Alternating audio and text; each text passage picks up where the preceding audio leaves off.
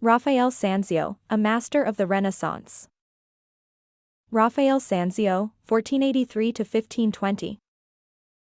Along with Leonardo da Vinci and Michelangelo Buonarroti, Raphael is one of the greatest exponents of the Renaissance.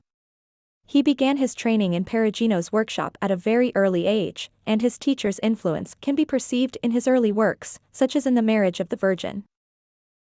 During the artist's Florentine period, 1504 to 1508, one of his greatest influences was Leonardo da Vinci himself, as can be seen in the work Madonna of the Goldfinch, in which the pyramidal structure and the use of chiaroscuro stand out.